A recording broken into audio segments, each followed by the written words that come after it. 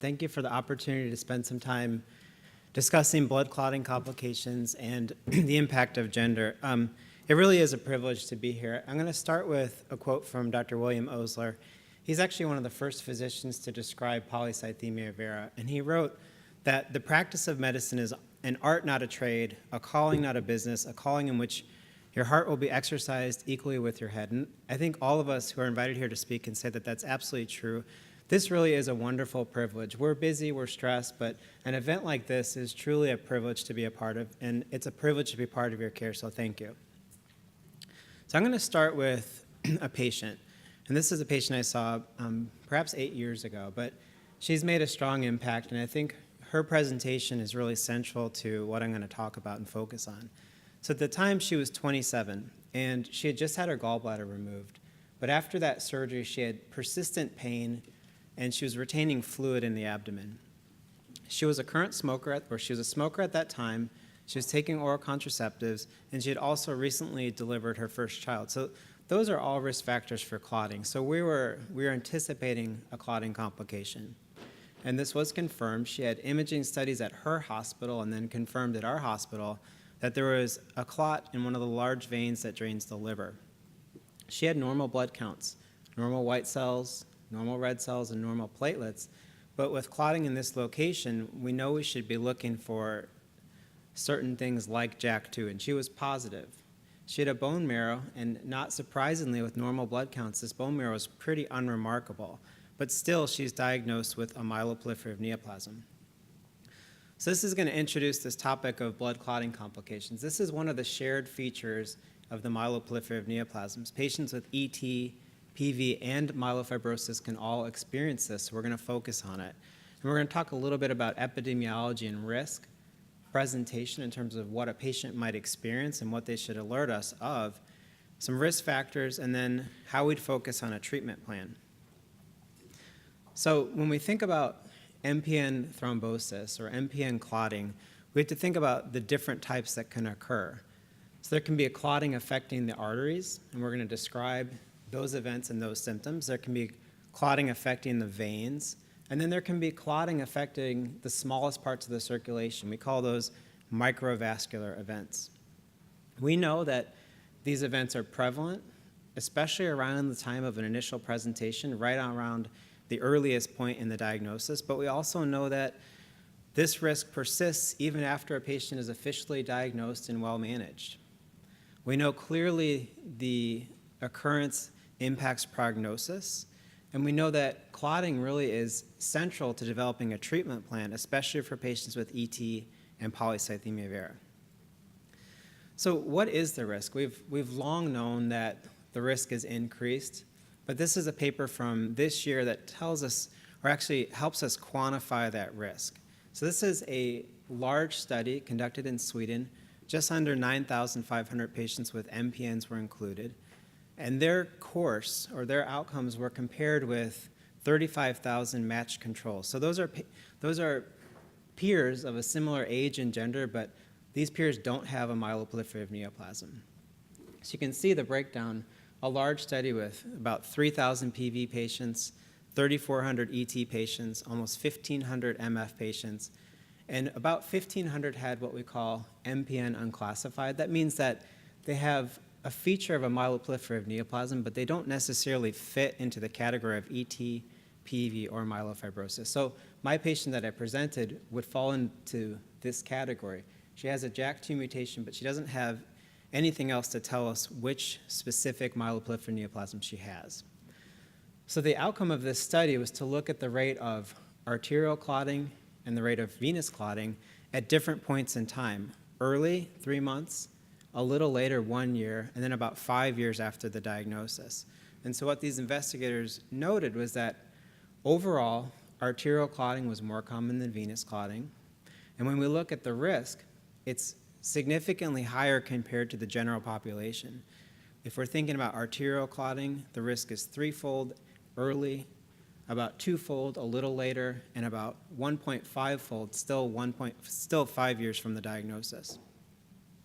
If we think about venous clotting, if we look at those time points, 3 months, 1 year, and 5 years, compared to a peer who didn't have an MPN, the risk of venous clotting is 10-fold, 5-fold, and 3-fold the population. So this helps us quantify the risk, and this we'll talk about how we're to approach such data. In terms of the calendar year or the era of study, this is a wide era of study. So some of the patients included in this study were diagnosed around 1987, and the span is up until 2009. So we're talking about a very broad period of time, and what we should note is that over time in the contemporary era, outcomes improve. That's because there are clinical advances. We're getting better at treatment. We're getting better at assigning risk. In terms of a population that might be specifically increased in their risk, the investigators looked at ET, PV, and myelofibrosis, and the risk was increased in all groups. So I think we focus a lot on clotting risk in ET and PV. I think we focus a little less on the clotting risk in myelofibrosis, but it's still present, so we still have to be aware. And also age.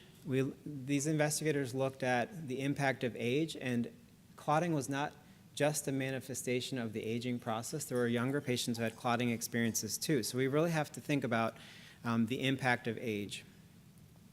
So what should we do? First, at your visits, your physicians should make you aware of what clotting symptoms could feel like. What should we watch for? We don't want you to be anxious. It's hard not to be anxious after your diagnosis and to have a chronic illness like this.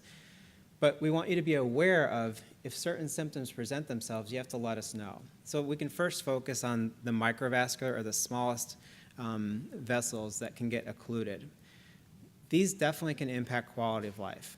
Thank God they don't affect the prognosis, but they can make for a difficult symptom burden. So these are the symptoms like migraine headaches that we've heard described, dizziness, transient visual disturbances, sometimes numbness and tingling, color changes in the digits. These all can reflect small vessel occlusion. Thankfully, a lot of times these can respond to aspirin, but sometimes they don't, and if they don't, sometimes we need to be a little more aggressive with medications. So this is a picture, I'm not sure how well it projects, but this is a patient who has what we call erythromelalgia, and that's the redness, swelling, and pain of the extremities, often the hands or the feet, but sometimes we can see little red patches on the legs.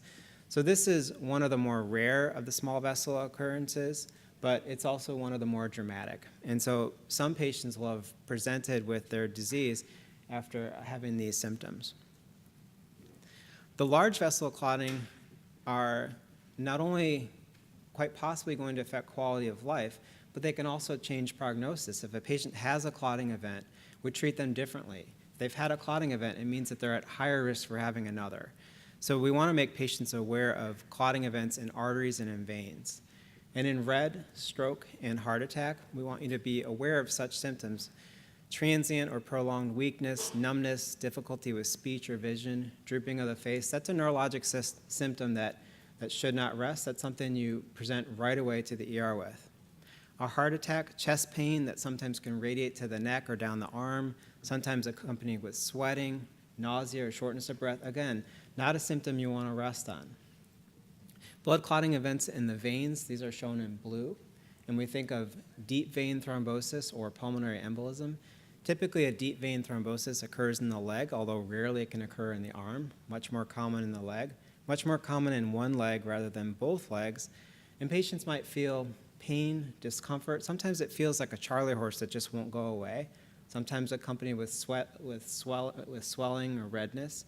So this is something, if you have this, you call your hematologist or your primary doctor, and oftentimes they can get you in for an ultrasound that same day or the next day. But if there's respiratory symptoms, that's a complication of a DVT. It can break off and travel. If there's respiratory symptoms like we heard described earlier, that's a symptom that, again, we want you to present right away to the ER. If you have chest pain, difficulty breathing, a really fast heart rate, that can be an indicator of a pulmonary embolism. So Dr. Malatiero and myself have studied gender and gender differences and gender impacts on clotting complications since 2008 or so.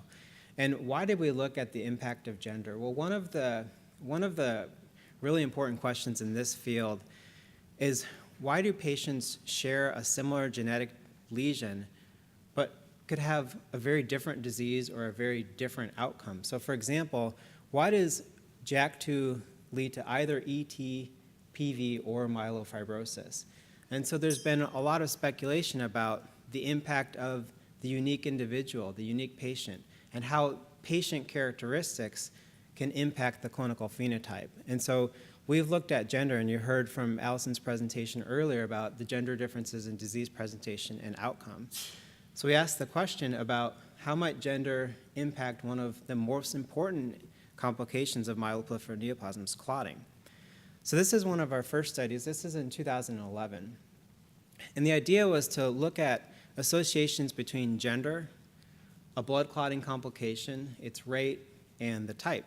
And at this time, we only looked at JAK2 positive patients. That's because calreticulin wasn't discovered at this time in 2011.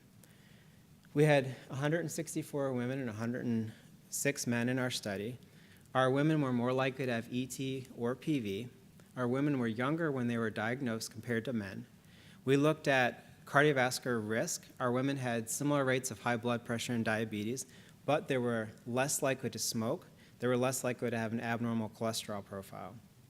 We then looked at blood counts, and women had lower average blood counts compared to men. And we did at that time look at the JAK2 allele burden. That's essentially a research test that can tell you just how positive the JAK2 mutation might be. We get a report of positive or negative. Some labs and many research labs can tell you just how positive it may be from a scale of 1 to 100%. So we were able to look at that burden. We also looked at treatments, and there weren't any glaring differences in how women were treated compared to men. But despite this, despite our women being younger, despite less smoking, lower white blood cell counts, and a lower JAK2% or allele burden, the blood clotting complication rates were statistically similar in women compared to men. And we looked at our women a little further, and we found that in our women who clotted, almost 50% had a clotting event that led to recognition of their diagnosis. Many others had a clotting event within a few years prior to their official diagnosis. And when we looked at the presenting type of event, there was a real difference here. Our women were presenting with clotting in the veins more so than the arteries, and specifically the veins that drain the abdomen. So this is another slide about thrombosis in unusual locations, because as hematologists, we know that if there's a clot in an unusual location, we should think right away about a few things, and JAK2 mutations would be one. And what you can see from this picture, when I'm thinking about clotting in unusual sites, we're thinking about the boxes in red, clotting that affects veins that drain the liver, the intestine, and the spleen.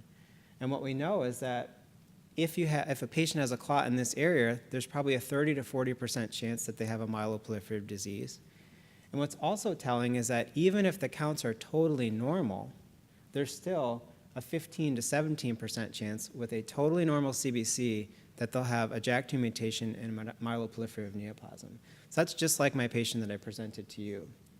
And if we think about abdominal vein clotting, if we think about the Swedish population study, abdominal vein clotting in the MPNs were much more likely compared to patients who had a similar age and gender, 80-fold more likely in patients with MPN compared to the general population. So this is something that's on really almost every hematologist's radar if there's a clot in this location.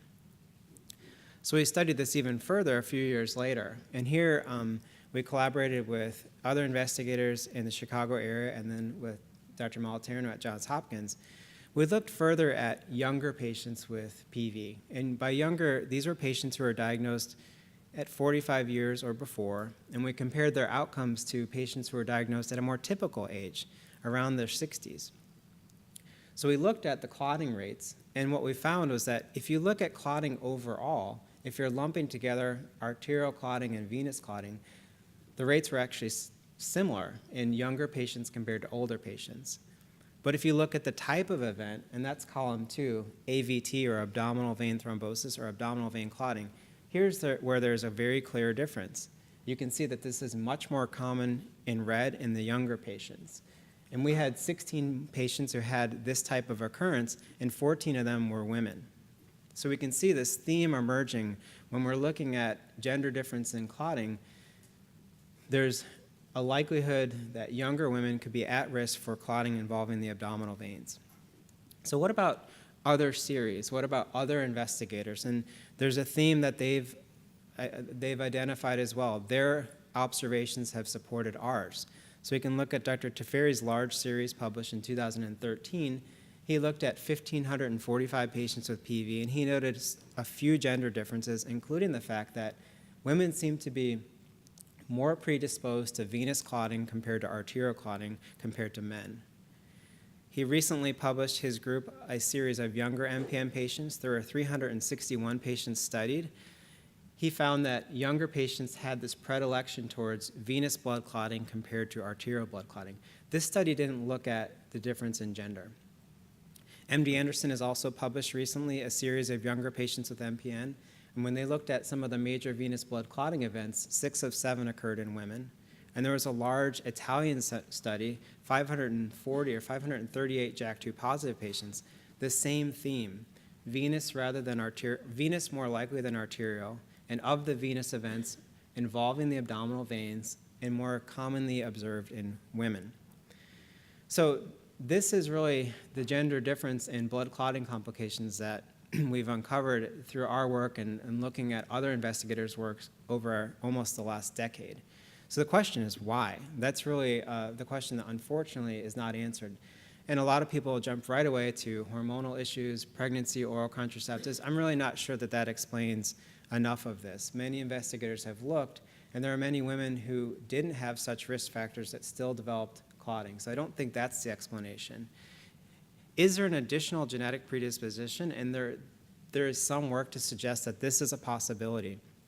We know that some patients are predisposed to acquiring a JAK2 mutation. JAK2 mutations, patients are not born with JAK2 mutations. They're acquired later in adulthood. But we know that there are some families that seem to be predisposed to developing a JAK2 mutation or a myeloproliferative neoplasm. And there's a genetic signature that's been looked at over the last decade that seems to be slightly more likely in patients who have JAK2 mutations. And this same signature was found in women who had MPNs, JAK2 mutations, and possibly abdominal vein clotting. So there's this potential genetic predisposition that could explain this link between JAK2, younger age, female gender, and clotting. So what does this tell us about MPN-associated clotting? Right now, unfortunately, we're a little bit generic in our assessments, right? We're looking at a patient's age and whether they've had a clot before to put them into a risk category. And this is really, really generic because you could do this in any hematology clinic with any disease. You could say, well, they're older or they've had a clot before, therefore they're at increased risk. That's true. So that's generic rather than specific or precise. And we need to move towards precision. So what we have to think about is what is the whole story? And we're not there yet, but I think we have to understand that clotting in this disease is really coming from a multifactorial set of etiologies. So we have to look at white cells, we have to look at red cells, we look at the type of mutation that a patient has, potentially the burden of that mutation, potentially whether they have additional passenger mutations along with it, the presence of inflammation and cardiovascular risk, and gender. We believe that there's a difference in clotting based on gender. Not to say that women are immune from arterial clotting. We're still concerned, but there seems to be a theme. This clotting that we've seen our patient present with has been seen in, unfortunately, many other women. Younger women are at risk for venous thrombosis.